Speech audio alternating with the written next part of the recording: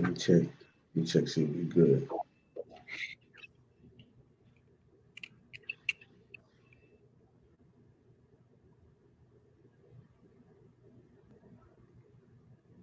All right. God, it's showing live on my end. All right. Okay, we're good. All right. Shalom. Shalom. Shalom. Louisiana Saints, Lafayette branch coming back with another lesson. Lord willing, this is edifying to the hopefully let. We'll give all praises, honor, and glory to Yahweh, Bahashem, Yahweh Shai, Bahashem Kakwadash. Double honors to the apostles and the elders of the great millstone who rule and teach well, peace and safety, and much blessings to the Akim that's pushing this truth out the four corners of the earth in all truth and sincerity and in diligence. Shalom unto you. Shalom. All right, cool. All right, man. We just, finna touch on the topic of Cornelius, because you do have some guys that do say that Cornelius was not an Israelite, but don't understand the spirit, man. For you to say that Cornelius is not an Israelite, you just don't understand the spirit, man. Because our nation, it was a curse upon us that we would be scattered. See, real quick, brother, can I get Ezekiel 5:5? Baba Kusha, you see? This is the book of Ezekiel, chapter 5, verse 5. Thus said the Lord Yahweh, this is Jerusalem. I have set in the midst of the nations and countries that are round about her. Right. The Lord has said what? He said Jerusalem in the midst of all the nations, man. And what did we do in the midst of all the nations? I'm gonna read this real quick in Nehemiah. Let's see. I'm gonna just look, this is Nehemiah 13 and 23. It says, in those days also I saw Jews that had married wives of Ashdod, Ammon, and Moab. So what we did in the midst of the nations is that we mingled among the nations. We dealt with their women. Okay. That's what we did, man. Jake multiplied, man. Jake dealt with the other nations, man. Okay. But the point is that we were scattered among the nations. And give me that in Deuteronomy 28 and 64, Baba Kushar, brother.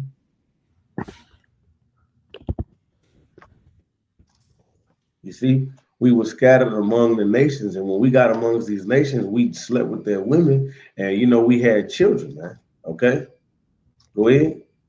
This is the book of Deuteronomy, chapter 28, verse 64. And the Lord Yahweh shall scatter thee among all people from the one end of the earth even unto the other, and there thou shalt serve other gods, which neither thou nor thy fathers have known, even wood and stone. All right, so that was a curse that the Lord put upon us for disobeying His law, statutes, and commandments. We were scattered among all the nations, man. Okay, and we dealt with the other nations. So therefore, you're gonna have Israelites everywhere. You're gonna have Israelites on the east side of the world. You're gonna have Israelites on the west side of the world. You're gonna have Israelites on the north and south of the world, man. At the four corners of the earth. Okay, so when you read Acts chapter 10, through the Spirit, you would know that Cornelius was an Israelite, man. And you can go ahead and pull that little clip, bro. Just before we even get into it, brother. Gotcha. All right, this is a clip from the brother GMS giving all diligence. All right, go ahead and play it. It says Blake Griffin commercial proves Cornelius is an Israelite.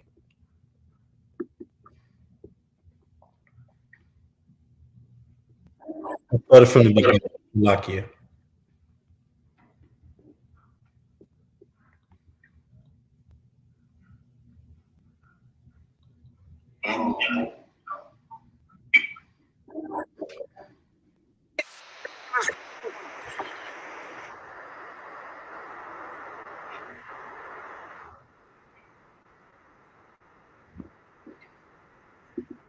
All right, now if you can't hear the volume, when it starts, it's saying one guy is saying, Blake, what are you doing? And Blake Griffin here, he's responding, the name is Cornelius. And then it plays over a couple of times and he keeps responding, the name is Cornelius. The name is Cornelius. And it pauses here. Just let me know when you want to play. Right. So it did basically saying, dude, this dude right here, Blake Griffin, right? Check this out. I got something. You see, Blake Griffin, he's an Israelite, right? But he looks to be like, he could pass for, he's a fair-skinned Jake. You can tell he's a Jake. You know what I'm saying? But that's Esau Edom. Esau Edom knows, that the fact that you got Israelites that look like the other nations. Now check this out. Hey brother, let's see here. You want me to press play? You want to just pause it right here? No, you could just that's just what it is because they can't hear it anyway. But so that's why we explain it. You can put the clip in the right. chat. Now look, check this out. Share my screen. All right, I'm about to post it in the chat and share your screen.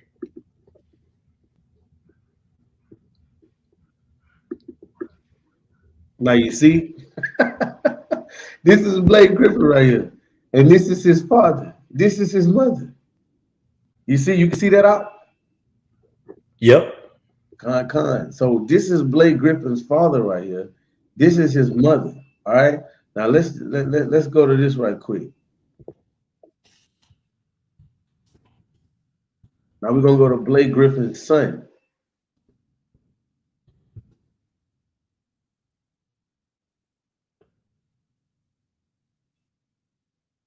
Look at this little dude, man.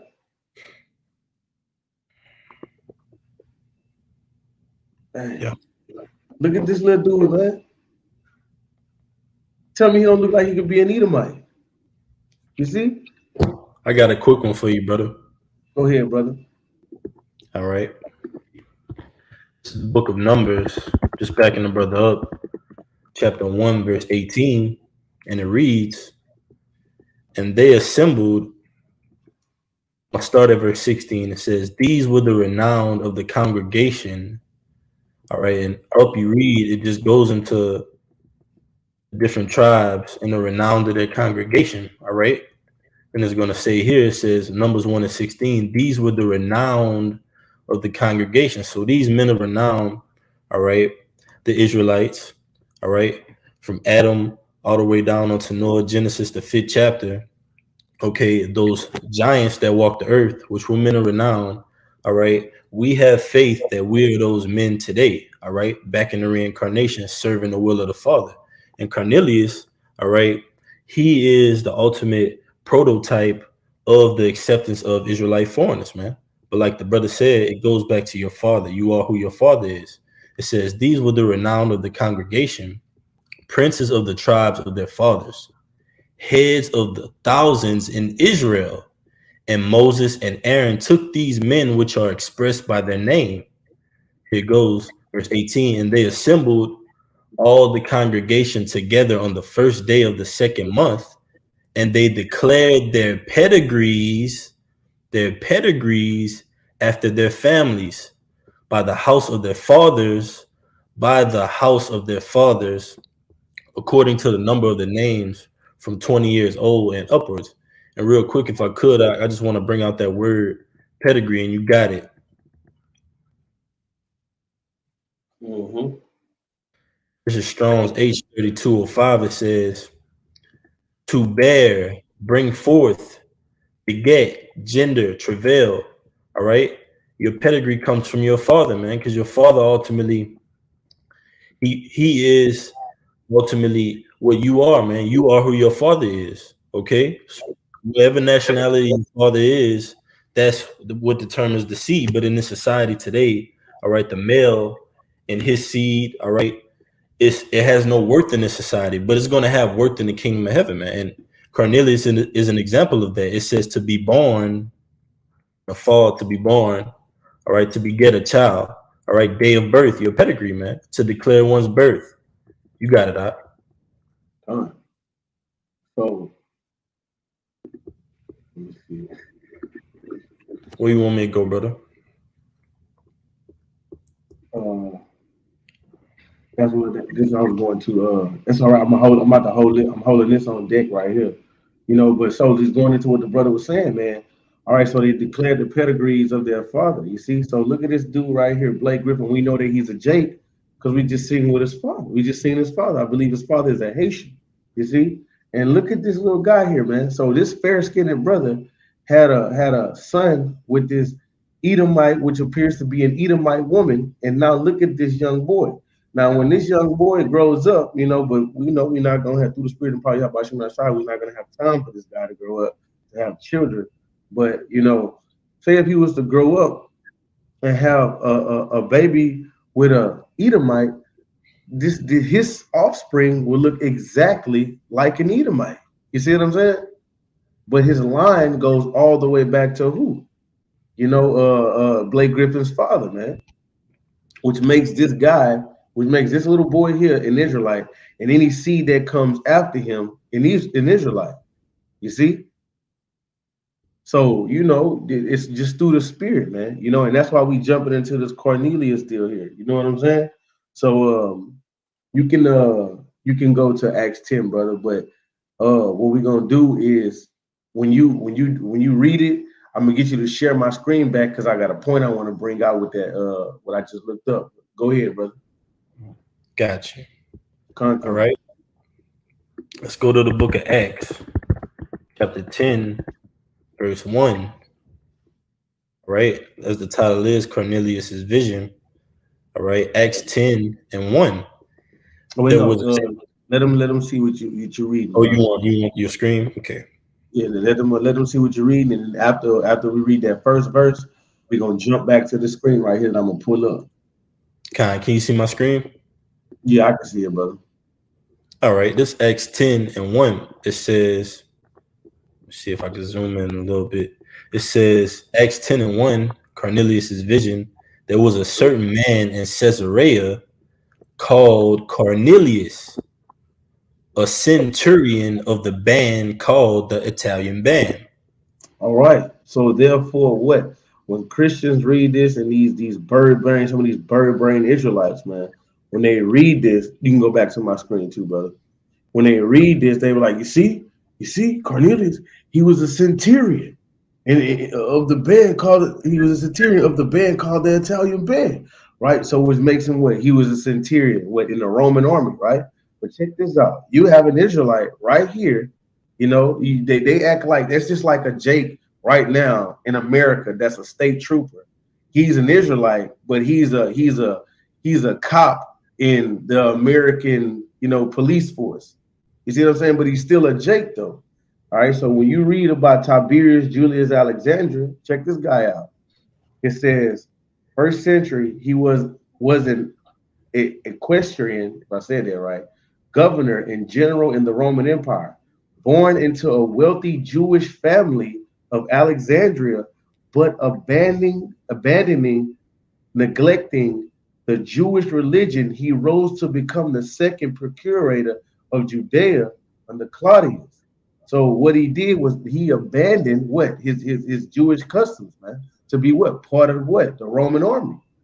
Okay, so you had Israelites in the Roman army, and Apostle Paul, he was part of the Roman army.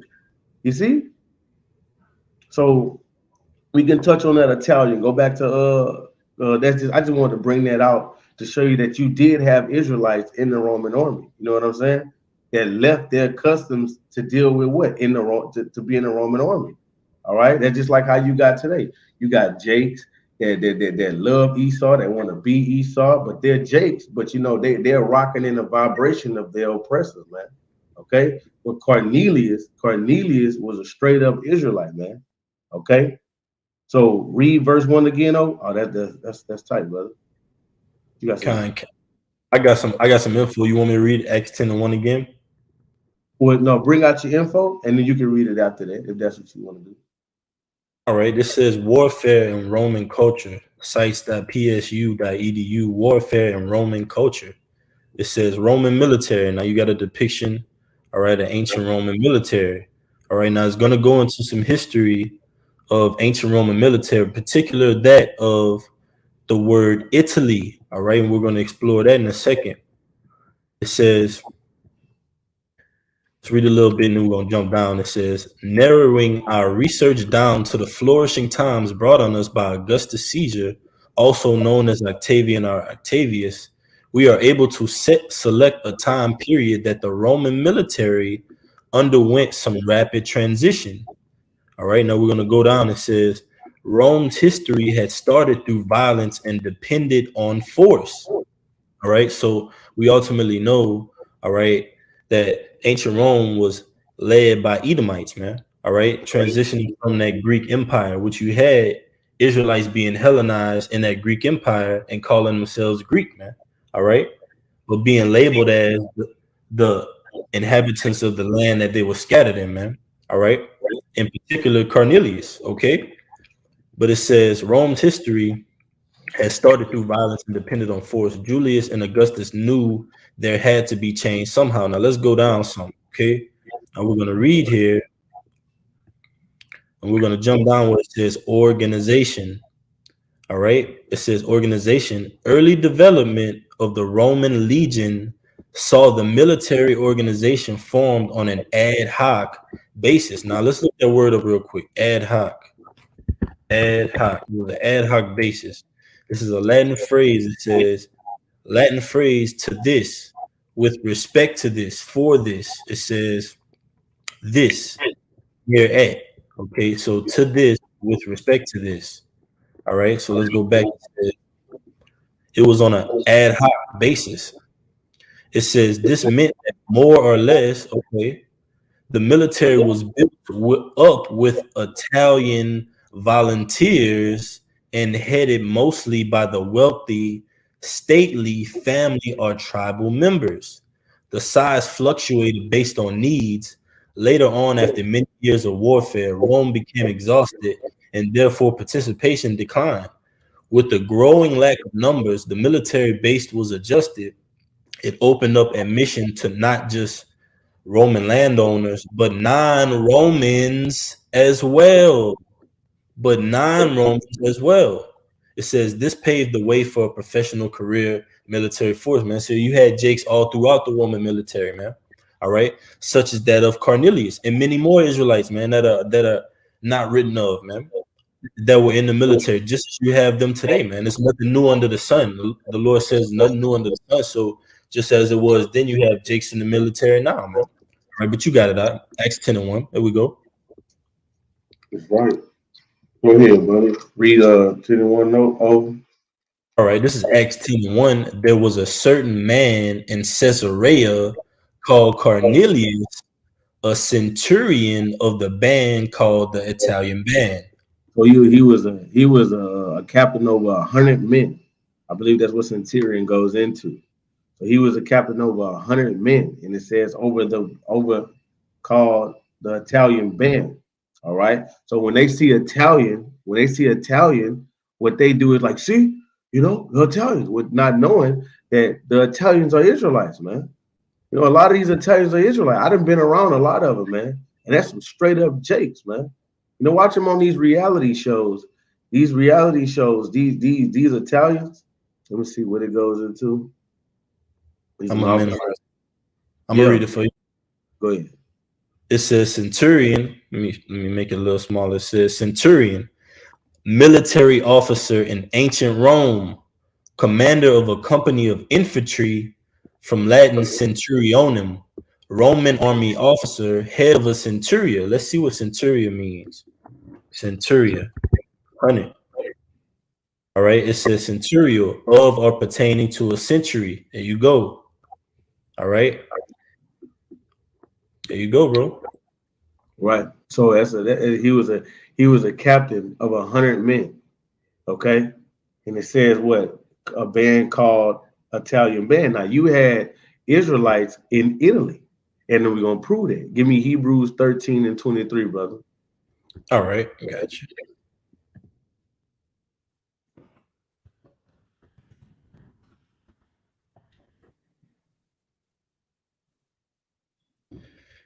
This is Hebrews chapter 13, verse 23. It says, know ye that our brother Timothy is set at liberty, with whom if he comes shortly, I will see you.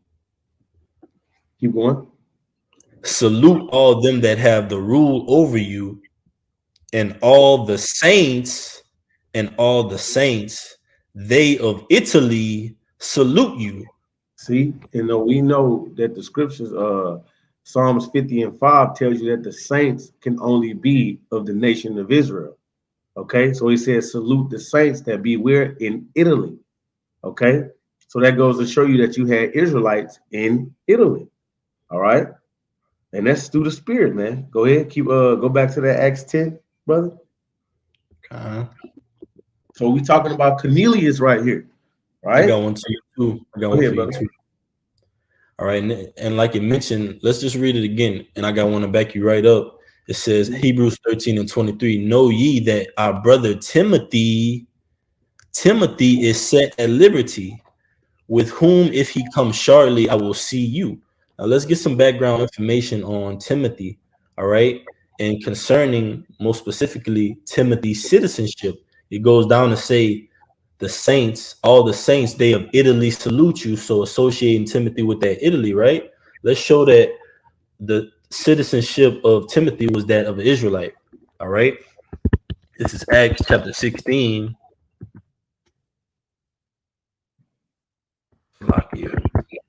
It's Acts 16:1. It says, then came he to Derbe and Lystra, and behold, a certain disciple was there named Timotheus, the son of a certain woman, which was a Jewess, and believed. So his mother believed. Timothy's mother believed. Which you can have that. You can have circumstances where a mother believes and a father doesn't. A father believes and a mother doesn't. And it says, and believed. So his mother believed, but his father was a Greek. So Timothy's father was a Greek man. All right. Which was an Israelite, because you had Israelites calling themselves Greeks, man. All right. The Hellenic, okay, the Israelite foreigners, man, which Cornelius is. All right, you got it, brother. You see, in another point in that scripture, it says that his mother was a Jewess that believed, and they knew in that time that the Jews didn't frolic with the other nations. They did. They knew that a woman was not supposed to frolic with the other nations. Okay, she was not supposed to lay down with no man of the other nation. Okay, so she was a Jew that believed. Okay, which proves the fact that she knew that Timothy's father was an Israelite, but he was a Hellenized Israelite, calling himself a Greek. Okay, because when you go into that word Greek, it means Hellen. All right, but you got it, brother. Go. You can go back to that Acts 10:2. That's right, brother.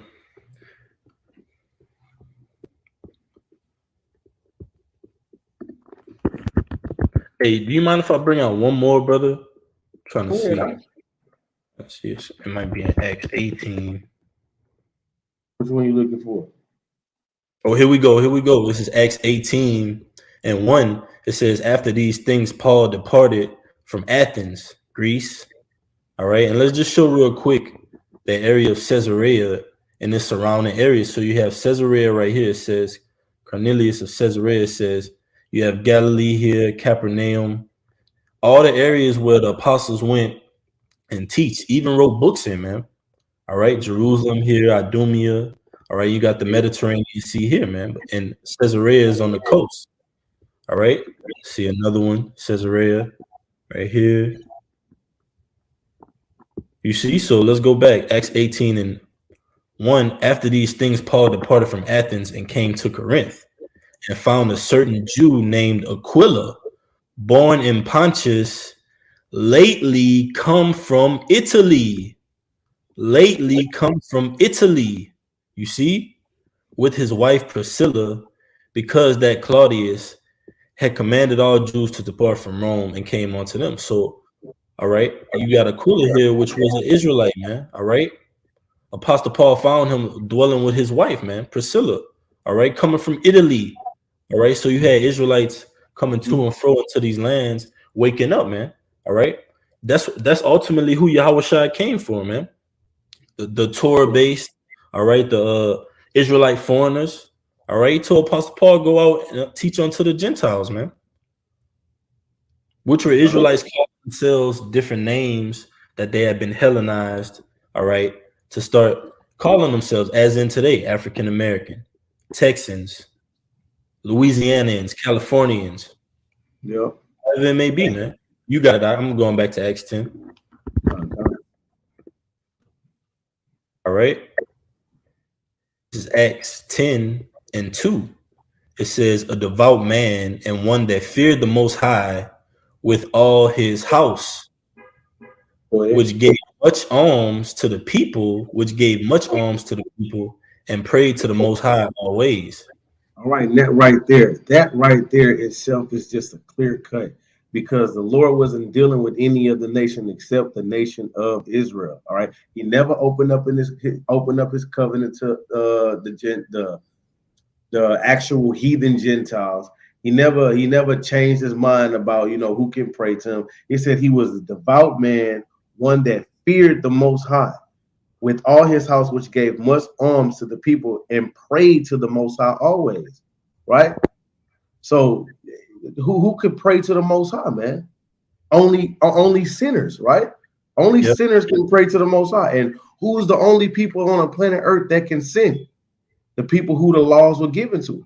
Who were the laws given to? Is the nation of Israel. Real quick, I'm gonna go get it, Doc, and I'm gonna read it. This is Leviticus 26 and 45. No, 46. This is Leviticus 26 and 46. It says, these are the statutes and judgment and laws which Yahweh made between him and the children of Israel in Mount Sinai by the hands of Moses. And the scripture says that the Lord changed not, right? He's the same today, yesterday, and forever, man. Okay? That's right. All right, go ahead, brother. And back in Acts, brother. Do you mind if I bring out that word devout? Go ahead, brother. All right, this that word devout. You got it, bro. We.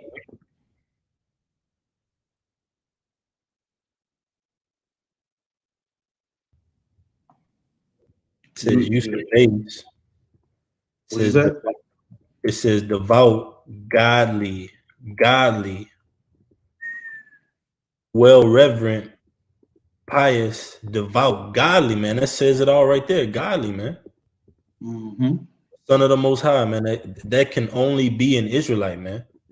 That's right. That's right. Let me get it on the okay. It says devout. Okay, it says devout, devotion to the Most High, especially in prayer. There you have it. Pious, religious. It says devoted, given up by vow, devoted, dedicated by vow, sincere, solemn. You have men in the scriptures that were devoted and dedicated, such as Enoch, man. His name means dedicated. So Enoch was a son of God, man, a son of Yahweh Bashim Yahushua. His name meant dedicated. Cornelius is described as devout because he's from that lineage, man, of the sons of God. He's an Israelite. You got it, brother. That's right, brother. No, you can go back to Acts the 10 and 3. We're gonna read. You can read down. I'm gonna tell you when I'm gonna interject. Go ahead, brother. You mind if let me bring this out real quick. Go ahead. Bring out this other one. All right. This is Isaiah 26 and 10. It says, let favor be showed to the wicked, yet will he not learn righteousness. In the land of uprightness will he deal unjustly, and will not behold the majesty of the Lord. It says, Lord, when let me see where we at. Salaki, that's not the one I'm looking for. This the one I think it's in. Let's see. This is Psalms 50:15, and call upon me in the day of trouble. I will deliver thee, and thou shalt glorify me.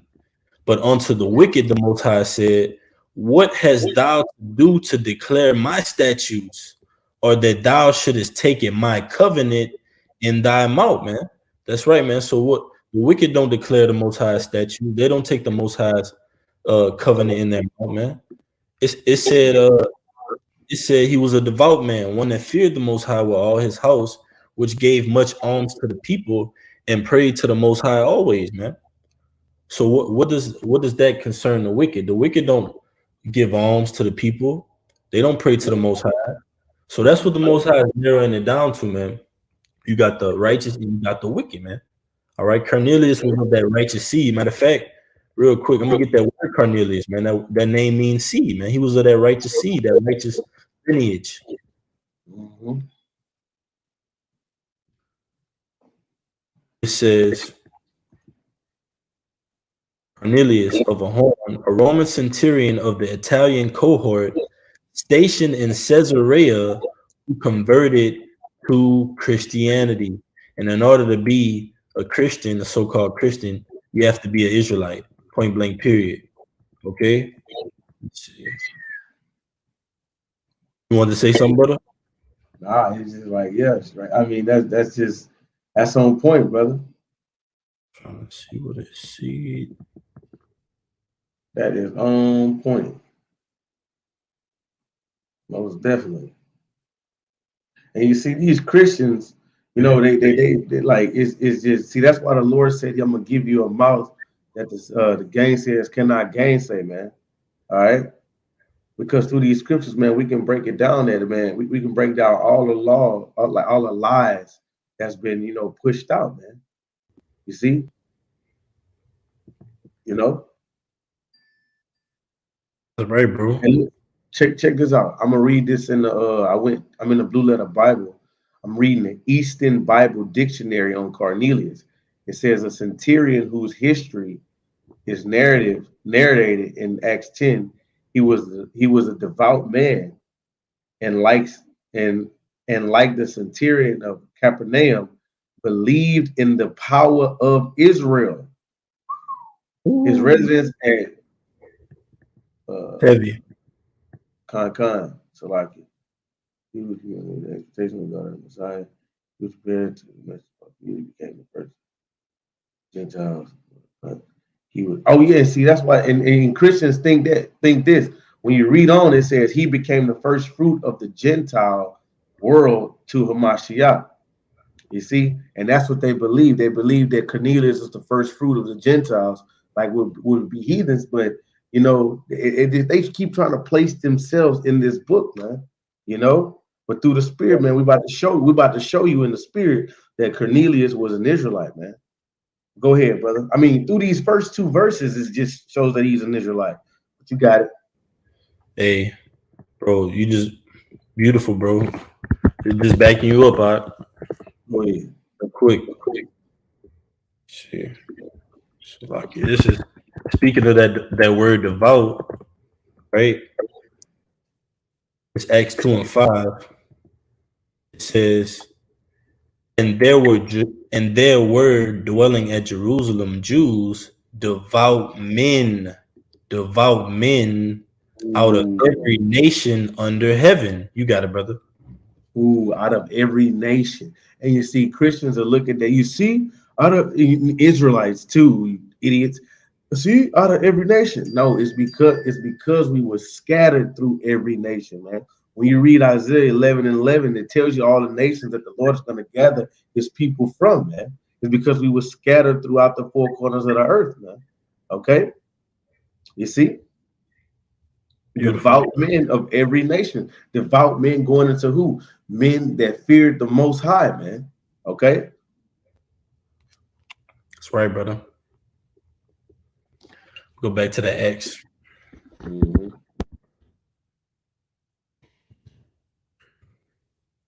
The book of Acts chapter 10. Slovakia. The book of Acts chapter 10, verse 3. He saw in a vision, evidently about the 9th hour of the day, an angel of the Most High coming into him and saying unto him, Cornelius. Keep going. All right, and it says, and if I could just say, when it says right here, it says he saw in a vision evidently about the 9th hour of the day, an angel of the Most High coming into him. That 9th hour is talking about 3 o'clock. 3 o'clock, man. Let's prove that real quick.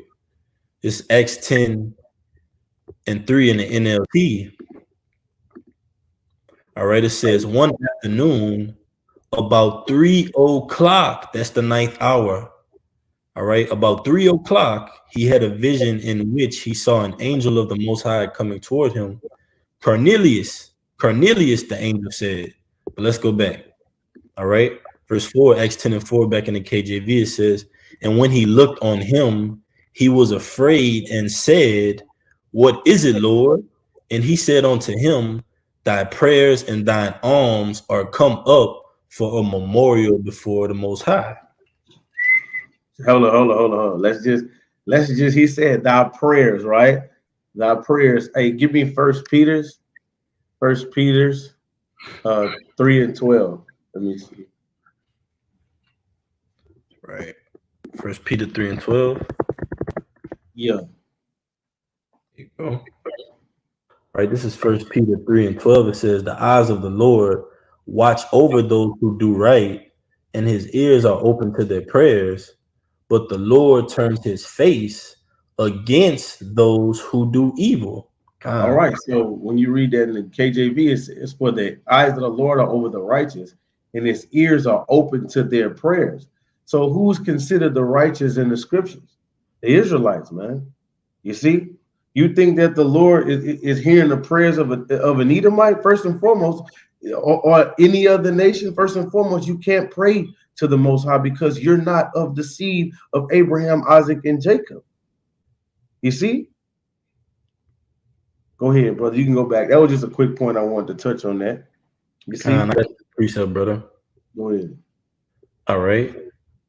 It said thy prayers and thine alms are come up for a memorial, right? And the Most High considers and sees all our works. He saw the works of Cornelius, all right, and they went up for a memorial, and the Most High accredited him for it because the angel in the vision said that it was accepted from the Most High, man.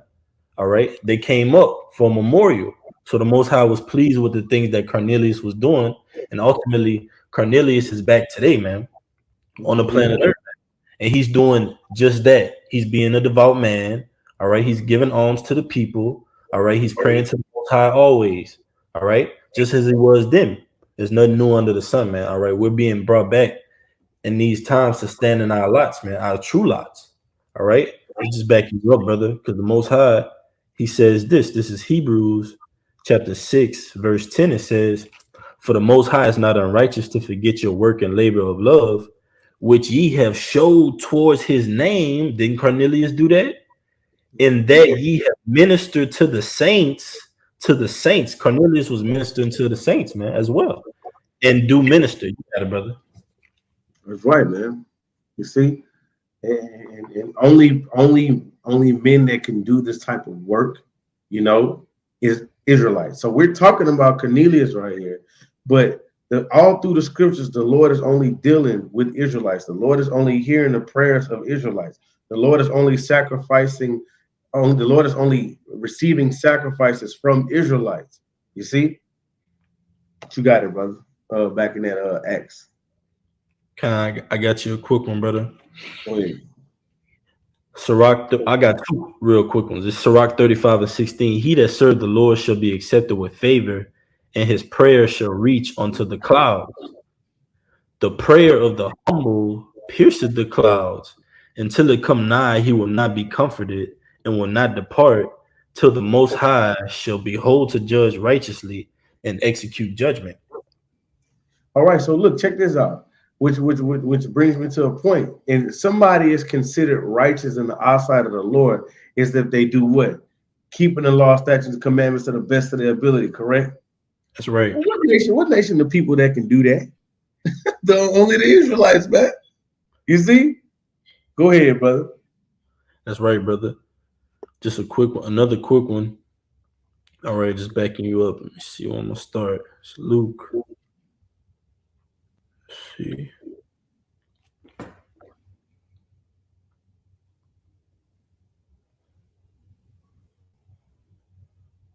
Okay, here we go. This is Matthew chapter 6, verse 3, going into those alms. Matthew 6 and 3.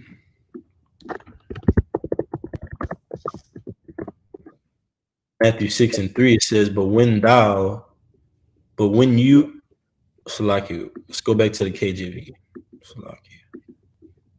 Matthew 6 and 3, but when thou doest alms, let not thy left hand know what thy right hand doeth, that thine alms may be in secret, and thy Father which seeth in secret himself shall reward thee openly. All right.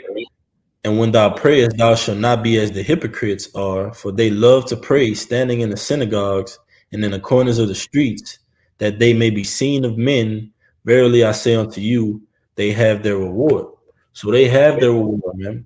And the righteous, ultimately, according to Hebrews 6 and 10, our reward is going to be remembered in the eyes of the Most High, man, for a memorial.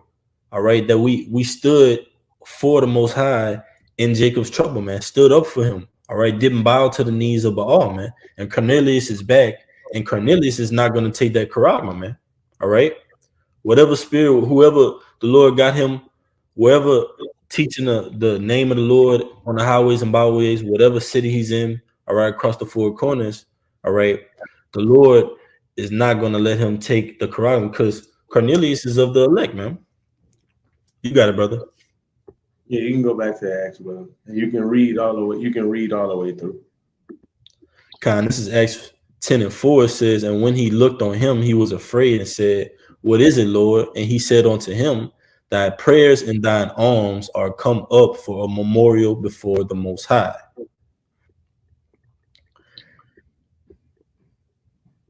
Go ahead. You can keep going. You can read. You can read all the way till 11. You know. Okay. Verse 5, and now send men to Joppa and call for one Simon, whose surname is Peter. He lodged with one Simon, a tanner, whose house is by the seaside. He shall tell thee what thou oughtest to do. That's right. Peter was a fisherman, it says. And when the angel which spake unto Cornelius was departed, he called two of his household servants and a devout soldier of them that waited on him continually. And when he had declared all these things unto them, he sent them to Joppa. On the morrow, as they went on their journey, let's get that landmass real quick, Joppa.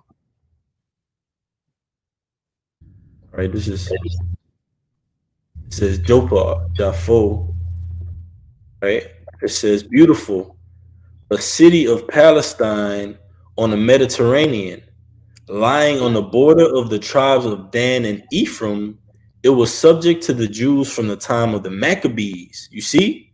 So this area, that's beautiful information. This area was subject to the Jews from the time of the Maccabees, the time we were getting Hellenized under Antiochus Epiphanes, under the Alexander, the Greeks, four generals, Cassander, Licinius, Ptolemy, Seleucid. We were getting Hellenized back in the Greek period, man, calling ourselves Greeks.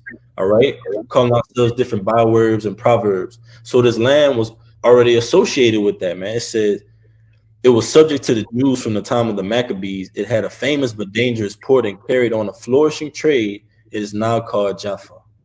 All right, let's see if we can pull up real quick. Because it said Palestine, and that's where Caesarea is, man.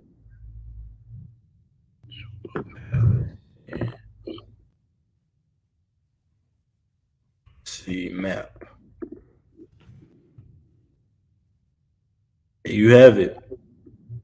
Hey, there you have it. It was on the same one. Here we go, Joppa. So Caesarea is directly lower to upwards to Joppa, man. And Joppa is under Caesarea, man. To the left of Judea, man. All right. There you have him. Let's go back.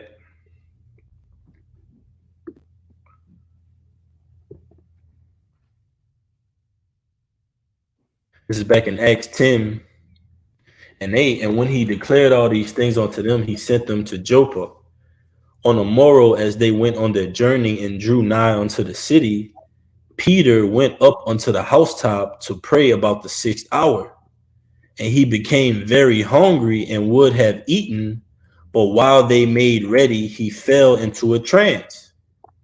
And saw heaven open. Oh, you got it. So Peter was in a trance, man. He was hungry, but he fell into a trance. Okay. All right. So when you go into that word trance, I just real quick, it says in the Strong's, it says any casting down of a thing from its proper place or state, displacement is number 2. It says a throwing of the mind out of its normal state, alienation of the mind. All right, so he was having a trance. He was seeing a vision, so to speak. Go ahead, brother. All right. It says, verse 11, and saw heaven opened, and a certain vessel descending onto him, as it had been a great sheet knit at the 4 corners and let down to the earth. See, all right. So this is the vision that he's seeing. He said, I saw heaven open up, a certain vessel. Hey, get Hosea 8:8, brother. Baba Kashah. Well, you know what, brother? You know what? You stay right there because you know what? You reading. I'm gonna grab the precepts. Teamwork. Watch. I'm gonna pull it up for you still, brother. Okay. Got it right here. I spell that wrong as well. Hosea 8:8, it says, the people of Israel, still in the NLT, Salaki Akim.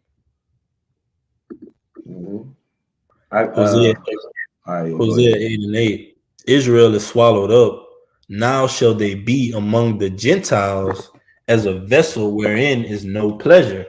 So it says Israel is swallowed up and shall be among the Gentiles as a vessel, right? Back in that Acts 10:11, it says, and I saw heaven open up and a certain vessel descended unto him. So it says right here in Hosea 8:8, it says, Israel is swallowed up and shall be among the Gentiles as a vessel wherein no pleasure. So that vessel is going into what? Israel. Go ahead, brother. Oh, what? No, Salakia. It said, go back to that Acts 10. I got a piece, brother. Go ahead, brother. All right.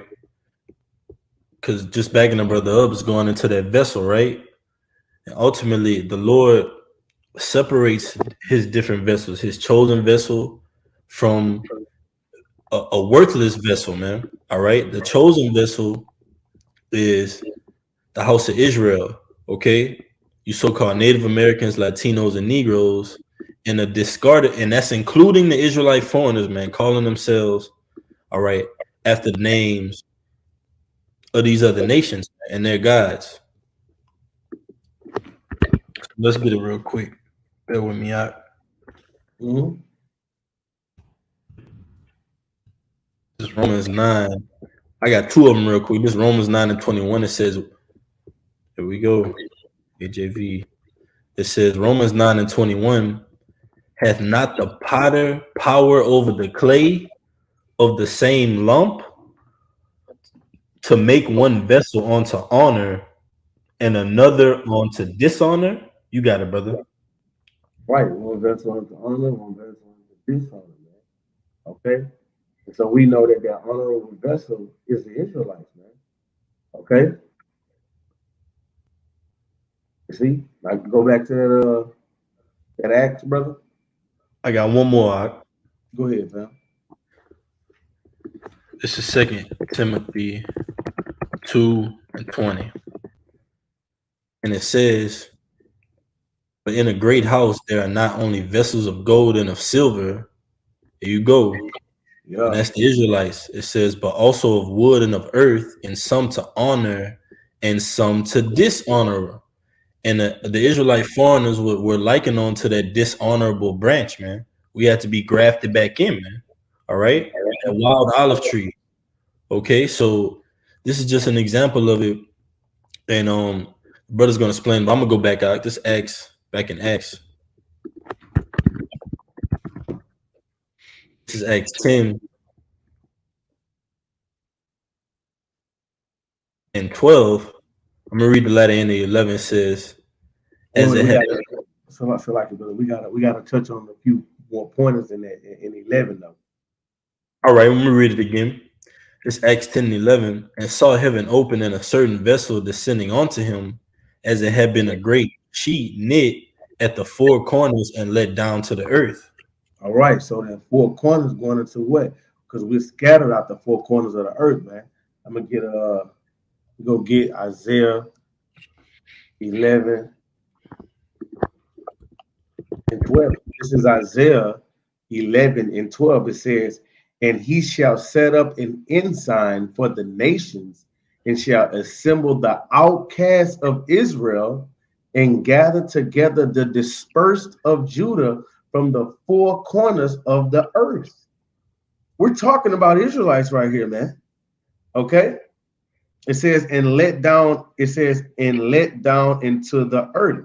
Now, let's go to Amos 9 and 9. So check this out. This is Amos 9 and 9. It says, for lo, I will command and I will sift the house of Israel among the nations. See? Like as corn is sifted in the sieve, yet shall not the least grain fall upon the earth. Come on, what are we talking about here, man? We're talking about Israelites here, man. This is what Peter was seeing. Peter was seeing Israelites. The Lord was giving him a vision of Israelites here, man. Okay? And it's going to get more thorough into what the vision was about. You can go ahead and read back in that Acts, brother. All right. Book of Acts, chapter 10, verse 12, it says, wherein were all manner of four-footed beasts of the earth and wild beasts and creeping things and fowls of the air. All right, so therefore it says, wherein all manner of four-footed beasts of the earth and wild beasts and creeping things of fowls of the air. See that when it says that beasts, wild beasts, that was the mindset that our people were in. They were like beasts. They were thinking like the heathens. They were moving like the heathens. You see, because what? They wasn't keeping the laws. They was shaving their faces, not having full beards. See what I'm saying? Wearing funny ass hairdos, wearing, weird clothes, keeping weird ass customs, man. They was in the mindset of heathens, man. And heathens are likened to beasts. Because when you read Ecclesiastes 3 and 18, 3 and 18, it says, I said in my heart concerning the estate of the sons of men, right? Heathens, that the Most High might manifest them, that they might see that they themselves are beasts. You see? So the Lord called the other nations, the heathen nations, beasts. All right. He called the sons of men beasts because you got the sons of God, the sons of men, and the sons of the wicked, man. Okay. Beasts. Right? Because if you're not a son of the Most High, if you're not sons of God, if you're not an Israelite, you classified as beasts, man, because you're without, the law, statutes, commandments, meaning, understanding. All right. You see, because these law, statutes, commandments is what made us a holy people, right? Because these heathens did things animalistic like, all right, but our people was in the mind state of wild beasts, in the mind state of heathens. You see what I'm saying? This is what he was explaining. This is the vision that he was showing Peter. All right, we can keep reading. Right, yep, Apostle Peter saw that messed up mind state Israel was in, man. All right, and he was in a way he was being simple. All right, because when you read down, but ultimately the Lord was requiring him to think deeper, man. All right, this was our people liking on to that Gentile mindset, but this is just backing you up. This is Psalms 49 and 12. I'm gonna just read through 20. You can just stop me where you want to. It's Psalms 49 and 12. It says, nevertheless, man being in honor abideth not. He is like the beasts that perish. This their way is their folly, yet their posterity approve their sayings. Salah. Like sheep they are laid in the grave, death shall feed on them, and the upright will have dominion over them in the morning, and their beauty shall consume in the grave for their dwelling. But the Most High will redeem my soul from the power of the grave, for he shall receive me. Ooh. And we're about to be redeemed from the power of the grave, man. Death, where is thy sting, man? All right. These devout men, these Israelites, the elect, all right. We were likened to the beast that perished, the mindset, worshiping false idols, eating abominations, all right, just totally off, calling upon the names of other gods. But the Most High restored us. That's what the Lord was showing Peter, man. All right, Apostle Peter. Okay, he was showing him a vision of our people being in that Gentile mindset, just like the Lord shows us through these scriptures of our people and examples. And we're living in today in these times where our people are still in this beast-like mindset. All right, but it says, "Be not thou afraid when one is made rich, when the glory of his house is increased. For when he dieth, he shall carry nothing away. His glory shall not descend after him." And that's what the Lord is telling our people time after time through slavery, through punishments, through these curses. The Lord is telling you, hey, when you die, you don't carry anything. All right. So why worship these false gods, these false idols after these nations, man? All right. They're likened on to things that perish, man. They have no breath in them. All right. So you have to come out of that mindset and call upon Yahweh Shem Yahushua. Verse 18. Though while he lived, he blessed his soul, and men praise thee when thou doest well to thyself. He shall go to the generation of his fathers. Ooh, see, again, he shall go to the generation of his fathers. They shall never see light. Man that is in honor and understanding not is like the beast that perish. You got it, brother. Right, man. You see? So we know that the sons of men, these heathens are likened to be beasts, man. And that's the mind state that our people were in. They were like beasts. All right. Because look, as a matter of fact, it says we can get that I believe that's Ezekiel the 8th chapter, because look, matter of fact, I read Acts 10 and 12 again right quick. All right, this is Acts 10 and 12. It says, wherein were all manner of four-footed beasts of the earth, and wild beasts, and creeping things, and fowls of the air. Right. And that's what the Lord was liking our people unto. Now check this out. I'm gonna read this. This is Ezekiel 8, and I'm gonna start at 4. It says, "And behold, the glory of the power of Israel was there, according to the vision that I saw in the plain. Then said he unto me, Son of man, lift up thine eyes now the way towards the north. So I lifted up my eyes the way towards the north, and behold, northward at the gate of the altar, this image of jealousy in the entry. He said, For the more unto me, Son of man, seest thou what they do, even the great abominations that the house of Israel committed here, that I should go far off from my sanctuary, but turn thee yet again, and thou shalt see greater abominations." Check it out. It says, "And he brought me to the door of the court, and when I looked, behold, a hole in the wall. Then said he unto me, Son of man, dig now in the wall. And when I had digged in the wall, behold, a door. And he said unto me, Go in, and behold the wicked abominations that they do here," talking about Israel. Now keep in mind, back in Acts 10, he says, "Wherein all manner of four-footed beasts of the earth, and wild beasts, and creeping things, and fowl of the air," the mind state of our people. So check this out. Verse back in Ezekiel 8, and I'm reading verse 10. It says, "So when I went in and saw, behold, every form of creeping thing and abominable beast, and all the idols of the house of Israel portrayed upon the wall round about." You see? That's right. because Israel, it was likening Israel to abominable beasts, man, because of the things that they were doing, the mindset that they were in. Okay, because our people were scattered and learned the ways of the heathens, man. Okay, you had Israelites that looked like the other nations, man. Okay, and what they were going off completely. You see, go ahead. Back to Acts 10 and 13. I got one for you. Go ahead, brother. 2 Peter 2 and 12, it says, but these as natural brute beasts, made to be taken and destroyed, speak evil of the things that they understand not, and shall utterly perish in their own corruption, and shall receive the reward of unrighteousness. You see? Because Cornelius is back to get his reward of righteousness, according to Hebrews 6 and 10.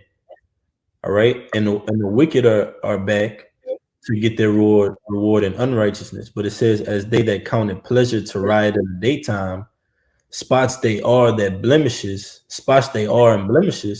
sporting themselves with their own deceivings while they feast with you, having eyes full of adultery and that cannot cease from sin, beguiling unstable souls, and heart they have exercised with covetous practices, cursed children, which have forsaken the right way and are gone astray, following the way of Balaam, the son of Bozar, who loved the wages of unrighteousness. And that's like into our people. I believe it tells you, I believe it's 1st or 2nd Peter. It says we are wrought in our past times, we are wrought the will of the Gentiles, who walked in lasciviousnesses. And now, all right, since we turned away, they speak evil of us, man.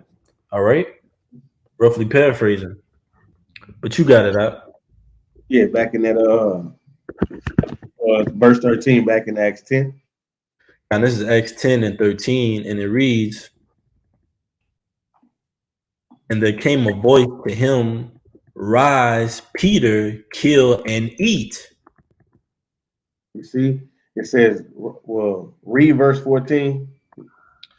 All right, this is Acts 10 and 13 again. And there came a voice to him, rise, Peter, and eat. But Peter said, no, not so, Lord, for I have never eaten anything that is common or unclean. You see, because Peter was being simple. You remember in verse 10, going up, it said he had became very hungry. So Peter, he was being simple, man. Okay. But when it says rise, kill and eat. That's talking about what, man? Go and teach. I'm going to read. This is Proverbs 9 and 1. It says, wisdom had built her house. She had hewn out her 7 pillars. She had killed her beast. She had mingled her wine. She had also furnished her table. She had sent forth her maidens. She cried upon the highest place of the city. Whoso is simple, let him turn in hither. As for him that wanted understanding, she said to him, come, eat of my bread and drink of my wine, which I have mingled. You see? Right. You see? So what? Wisdom does what, man? Give you understanding. It says what? Wisdom had what? Killed her beast. So look, It says, Peter, kill and eat. You see? Come, look, verse 5, it says, come and eat of my bread and drink of my wine, which I have mingled. Forsake the foolish and live and go in the way of understanding. You see? That's right. All right. So go ahead, brother. Keep reading. I got one for you, brother.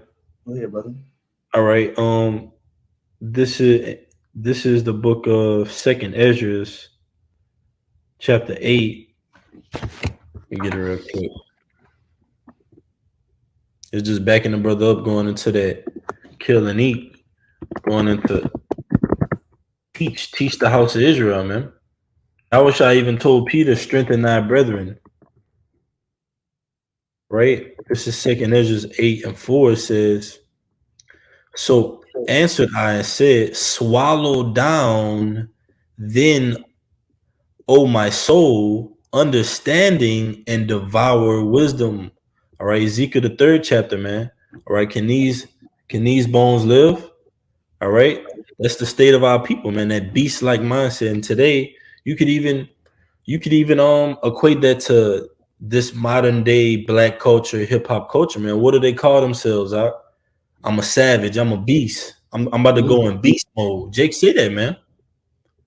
Jake literally refers to himself as I'm a gorilla. I'm an ape. Yeah. Come on, man. We can't make this up.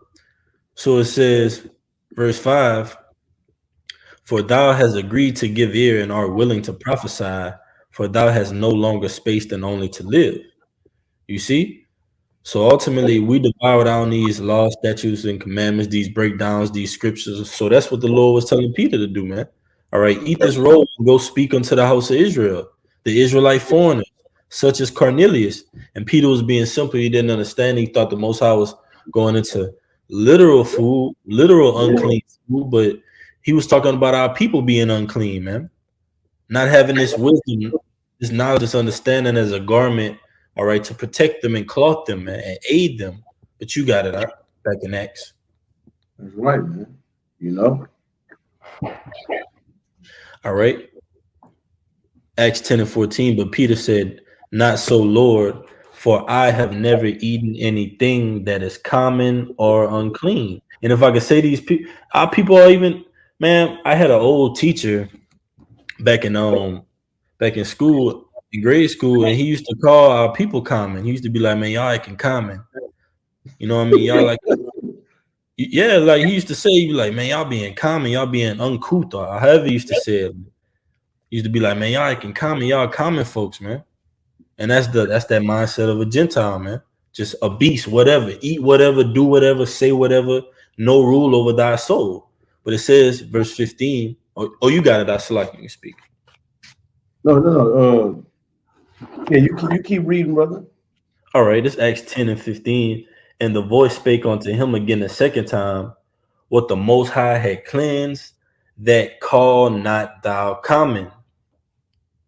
Right. It says, what the Most High had cleansed, call not thy common.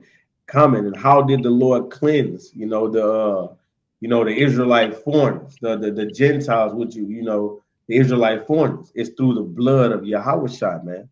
Okay, because when you read Ephesians, let's go to Ephesians 2 and I'm gonna just get to the point 12. Well, I'm gonna read 11. It says, wherefore remember that ye being in past time Gentiles in the flesh, who are called uncircumcised by that which is called circumcised in the flesh made by hands, that at that time ye were without Hamashiach, being aliens from the commonwealth of Israel and strangers from the covenant of promises, having no hope without the power in the world. But now in Hamashiach Yahushai, ye who sometimes were afar off are made nigh by the blood of Hamashiach. You see? So that's how he what cleansed them. You see? All right. So you can keep reading, brother, back in that you can go to you can read all the way to 2022. And if we got to stop, if we want to make a point, we'll do that. All right. I got a quick one for you, bro. Just backing you up on that. This is Job 23 and 12, just going into that word being that food, man, for our people. All right, to nourish them. This is Job 23 and 12. It says, start at verse. And it says, but he knoweth the way that I take. When he had tried me, I shall come forth as gold. My foot had held his steps. His way have I kept and not declined. Neither have I gone back from the commandment of his lips. I have esteemed the words of his mouth more than my necessary food. You got it, brother. That's right, man. The Lord, he esteemed the words of the Lord, more than his necessary food, man. All right. Because the scripture says, man shall not live by bread alone. All right. And see, in this thing of ours, man, all right, and the Lord was dying for the, to bring what the Israelite foreigners back into the fold, man, to be grafted in. That's hope that was given, man. Okay. See, but Peter was being simple at the time, thinking that the Lord was talking about food. No, he was talking about the Israelite foreigners that whom looked like the other nations, man. Okay. You see? Right, brother. You can go ahead and if you ain't had nothing, you can go to verse 15 or verse 16. I was looking for this other one. I'm gonna just continue looking for this is Acts 10 and 16. It says, this was done thrice, and the vessel was received up again into heaven. Now, while Peter doubted in himself what this vision which he had seen should mean, behold, the men which were sent from Cornelius had made inquiry for Simon's house, which is Peter, and stood before the gate. So they were outside. You got it, brother. Yeah, Peter was like, man, what the hell? What this mean? What's going on? And what manner of salutation is this? Go ahead, brother. All right. Verse 18, and called and asked whether Simon, which was surnamed Peter, were lodged there. While Peter thought on the vision, the Spirit said unto him, behold, 3 men seek thee. Arise therefore and get down and go with them, doubting nothing, for I have sent them. Ooh. So that tells you they were Israelites, man. The Lord just gives us clues, man, time after time. But it says, then Peter went down to the men which were sent unto him from Cornelius, and said, behold, I am he whom ye seek. What is the cause wherefore ye are come? And he said, Cornelius the centurion, a just man, and one that feared the Most High, and of good report among all nation of the Jews, was warned from the Most High by an holy angel to send for thee into his house and to hear words of thee. All right, so check this out. Go into verse 22, a just man. Right there. So this is right here. This is what's going to prove straight up that Cornelius was an Israelite. Go ahead. Go into that word just.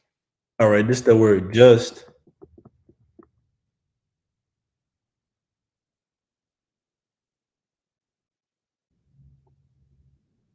Strong's G1342 Decaius, it says righteous, observing divine laws.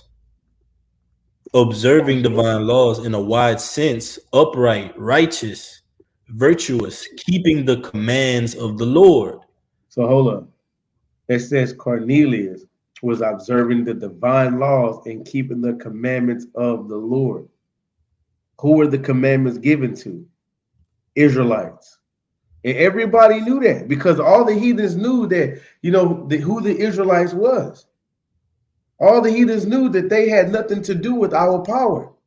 You see? It says Cornelius, the centurion, a just man. And when you go into that word just, it says keeping the divine laws. Leviticus 26 and 46. It says what? It says that he gave his law, statutes, commandments to the children of Israel. This is the covenant that he gave them. Right. He gave it to the children of Israel, man. And so we found who in Acts 10 keeping the divine laws? Cornelius. You see? Right, brother. I got something for you too after you're done. I don't see no precept in the Bible where it says Pharaoh was keeping the divine laws. I don't see that nowhere. Go ahead, brother. What you were saying? Hey, that's right. I'm gonna just read a little bit more, and I got a precept backing you up. Mm-hmm. All right. Just that's beautiful going into that just, but it says of those who seem to themselves. Okay, it says innocent, faultless, guiltless, also blameless. That's the elect, man. That's the elect. Innocent, faultless, without blame, man. Like, and ultimately that example of just comes from Yahushua. He did it first through his blood. All right. That's why he has the preeminence. He was that innocent lamb without blemish, without blame, without fault. All right. He didn't sin. So he's that example. But the men of the Lord under him, we're also that example of being innocent and faultless. But it says, oh, you see, here we go. Backing that up. It says, only Yahushua Mashiach truly. He's the true judge. That's Yahushua. Ultimately, he's the if you go by, like they say, man, you go by this. If you look up this in the dictionary, that face will be right by. If you look up just, that's Yahushua. All right, now let's prove. Speaking of Peter, right, and that word just and devout, which was characterized with Cornelius, let's go to the book of Luke, chapter 2, verse 25. And here we go. Speaking of Peter again, it says, and behold, there was a man in Jerusalem whose name was Simon. That's Peter. And the same man, speaking of Peter, was just and devout, waiting for the consolation of Israel, and the Holy Ghost was upon him. You see? Peter, man. Peter was just and devout. Cornelius was just and devout, man. All right? Hey, you can't make this up, man. I mean, look, I'm trying to find a scripture that says that we got a heathen that was just and devout, bro. I'm just trying to find it. It's not coming up anywhere, you know? Yeah, brother. That's right, bro. Mm-hmm.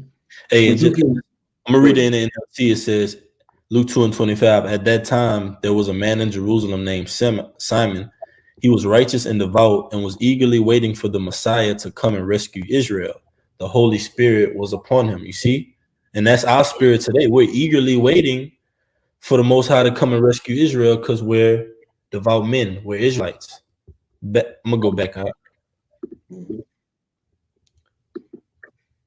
All right, this is Acts 10. And in Acts 10, bear with me, I can.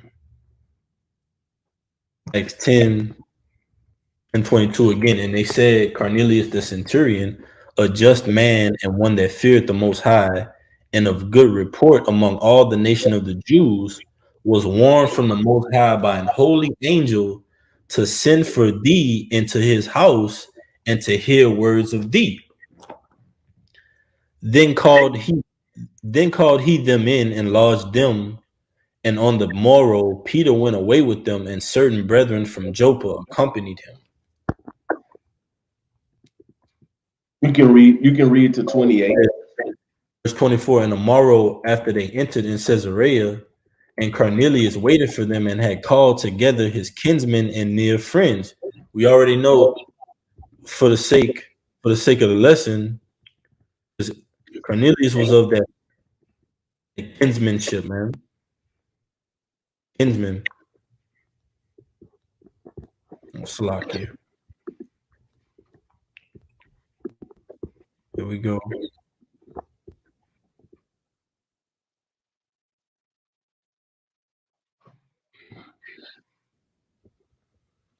It says kinsman of the same kin, akin to, related by blood. Man, it says in a wider sense of the same nation, of fellow countrymen. Man. See, and only Jake used those words, kinfolk. Right. They don't use it, bro. These heathens don't say kinfolk. Oh, that's my kinfolk over there. Just say if somebody said they find a letter that says, I'm at my kinfolk house. They're gonna know that the person that wrote that letter they're gonna strongly suggest that the person that wrote this letter is a Negro. Right. You know what I'm saying? Go ahead, brother. Right. Verse 24, and the morrow after they entered in Caesarea, and Cornelius waited for them and had called together his kinsmen and near friends. And as Peter was coming in, Cornelius met him and fell down at his feet and worshiped him. But Peter took him up, saying, stand up, I myself also am a man. Heavy. And as he talked with him, he went in and found many that were come together. And he said unto them, ye know how that it is an unlawful thing for a man that is a Jew to keep company or come unto one of another nation. But the Most High has showed me that I should not call any man common or unclean. So now Peter has understanding on this vision that he's had. Now Right. he has understanding on this vision that he had. And real quick, just to touch on that point that you brought out in Acts the 16th chapter, he's saying right here, you know, it's unlawful for a Jew, a man that is a Jew, to keep company of them of another nation because they looked it like the other nation. All right. So when you brought out Acts 16:1, the Jewish woman, she knew that right there, what Peter said. She knew that. You see? So that's just going to show that, you know, that Timothy's father was an Israelite. Just a side note. However, let's go into one of another nation, okay, to prove that point, man. That's a compound. That's a compound word. So when you go in there, go into the root word. All right. So it says, "Ye know how it is unlawful thing for a man to keep for a man that is a Jew to keep company, or come unto one of another nation. But the Most High have showed me that I should not call any man uncommon or unclean. Any man common or unclean. You see." Because you had Israelites looking like the other nations, man. Okay, so That's go right. to Another nation. yeah, go to another nation. Click there, and click on is it G5443? I think that's what it is. Okay. Here we And go. read It what it says say right. Read what it say right there, brother. another nation. It says G5443, a tribe. In the New Testament, in the New Testament, all the persons descending from one of the 12 sons of the patriarch Jacob. You see Man, what I'm saying? heavy. Yep. You see, you know. That's So right, what? bro. Those were Israelites. Those were Israelites that was looking like the other nations, man. You know. And so you got these Edomites all the time trying to place themselves, starting with Cornelius as to be an Edomite. Hey, you fuckers got dukes. You don't have tribes. You got dukes. That's what you got. You got dukes of Edom. You see? That's what you got. You see? That's right, bro. I got It that says word. what? Go ahead, brother. It says patriarch of one of the Old Testament fathers. For example, Jacob. It says progenitors of the Israelites. It says from Old French, chief or head of a family, family clan. From Patar, father. There you go, man. And who's our patriarch, man? It says from the patriarch Jacob, man. All right. Just read that part again, brother. And the another nation. Yeah, read that right there. Yeah, I It can see says it in better. the New Testament, all the persons descending from one of the 12 sons of the patriarch Jacob. Right, man. So that's just clear cuts, bro. That's just straight up clear cuts, man. That those were Israelite foreigners. All right, those Gentiles, you know, in the New Testament are Israelite foreigners that looked at like the other nations, man. All right, That's but they right. were what? They were brought back into the fold. They were cleansed by the blood of a Mashiach Yahweh, man. Okay, you see, which we now represents, you know, represents that, man. All right, we were those Gentiles carried away out to these dumb idols, man. But now we're made, you know, clean by the blood of a Mashiach, man. Okay, you see, and that's why I said, "Gain unto you what it is." That's basically it on, you know, that on Cornelius, bro, because it goes into word of a century, Lord. That's basically it on Cornelius. That was the point of Cornelius, you know, right there. Look, oh look, Shalom, brothers, y'all Bashim Shabarakatah, Rakatham. Shalom. I don't even Shalom. see. I don't. Lord willing, it was edifying. Yeah, I don't even see that on the live chat, man. I was tuning in too. Kind. Okay, right. Right. So yeah, man, that was touching on that Cornelius, man. So Cornelius was an Israelite foreigner, That's right? right. You see, just what he was, and even to prove the point on that, he called him, say he was of the Italian band. Okay, so you know you got Apostle Paul, man. All right. What about Apostle Paul? Hey, give me Acts 22 and I believe 26. Acts 22 and 26. Let's see. We start at 25. Yeah. It's Acts 22 and 25. And as they bound him with thongs, Paul said unto the centurion that stood by, is it lawful for you to scourge a man that is a Roman and uncondemned? When the centurion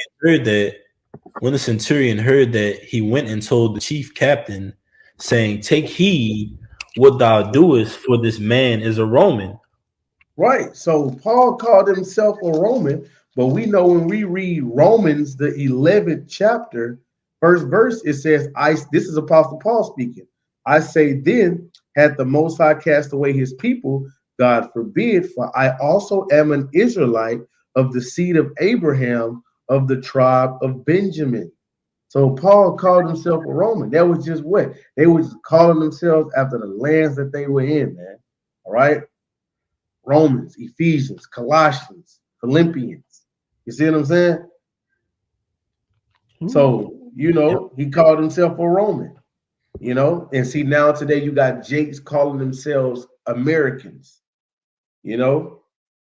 See, like I like to say that we live in the Lafayette province of the American captivity, you know. So yeah, man, Cornelius was an Israelite. I got one to take it out on, brother. Go ahead, brother. Hey, this is just an account of Yahushua and the centurion. Again, going back to that centurion with Cornelius being that centurion in the Roman military. But this is an example of the centurion being an Israelite as well, having that faith. This is Matthew 8 and 5. And when Yahushua was entered into Capernaum, there came unto him a centurion, beseeching him and saying, Lord, so he was begging to the Lord, man. All right. And inquiring of him, it says, and saying, Lord, my servant lieth at home sick of the palsy, grievously tormented. And Yahushua said unto him, I will come and heal him. The centurion answered and said, Lord, I am not. See, he called Yahushua Lord, man. First and foremost, he called Yahushua Lord, man. It says, Lord, I am not worthy that thou shouldest come under my roof, but speak the word only, and my servant shall be healed. Verse 9, for I am a man under authority, having soldiers under me. And I say to this man, go, and he goeth, and to another, cometh, and he cometh, and to my servant, do this, and he do that. So the centurion was calling Yahushua Lord and saying, hey, I'm not worthy. I have men that are under me, ranked under me, that when I call for them, they answer. When I tell them, go do this, go carry this out, they go and do it. But he was still saying he wasn't worthy to have Yahushua under his roof to heal. All right. But it says when Yahushua heard it, he marveled and said to them that followed, verily I say unto you, I have not found so great faith, no, not in Israel. Oh, so Yahushua told the centurion that, man, he have not found so great faith, no, not in Israel. Man. So you mean to tell me that centurion was not an Israelite? It says, I have not found so great faith, no, not in Israel, man. All right. So he impressed Yahushua, man, with his faith. That centurion did, man. All right. Verse 11. And I say unto you that many shall come from the east and west, and shall sit down with Abraham and Isaac and Jacob in the kingdom of heaven. But the children of the kingdom shall be cast out into outer darkness. There shall be weeping and gnashing of teeth. That's right, man. 2/3 in the lake of fire. It says, and Yahushua said unto the centurion, go thy way, and as thou hast believed it, so be it done unto thee. And his servant was healed in the self same hour. And you better believe that centurion praised Yahweh Bashem Yahushua, man. All right, he called out and sought out Yahushua for that miracle, that healing. All right, he showed and displayed his faith. Yahushua said, hey, this is the most faith I've seen amongst Israel. That's what Yahushua was basically saying, man, to this centurion, man. So that's an example of, all right, a centurion, Cornelius, being an Israelite foreigner, having that faith, being devout, being just, giving his all and being dedicated to the Most High, man. Cornelius is back, all right now doing the same things, man, that he's quoted of in Acts the 10th chapter, man. All right, you got it, brother. And look, and then you would get a Christian, or you would get like an Israelite hating Israelite the type of guy. And like, well, how you know it wasn't the heathen having faith in the Most High? Well, easy. This is the proof that that centurion that the brother was reading was an Israelite. This is Matthew 15 and 24. But he answered and said, and this is written in red. He answered and said, I am not sent but unto the lost sheep of the house of Israel. The Lord told you straight up, listen, yeah, I'm not sent but to the lost sheep of the house of Israel. So I'm not dealing with nobody except the nation of Israel. Point blank, cut, period. You see? But you got it, brother. That's right, bro. That's all I had, brother. Me too, brother. Hey, you can take us out. So with that, man, Lord willing, this is edifying to the hopefully elect. Going to give all praises, honor, and glory to Yahweh, double honors to the apostles and the elders of the great millstone who rule and teach well. Peace and safety and much blessings to the Yaakov that's pushing this truth out the four corners of the earth and all truth and sincerity and diligence. Shalom. Shalom.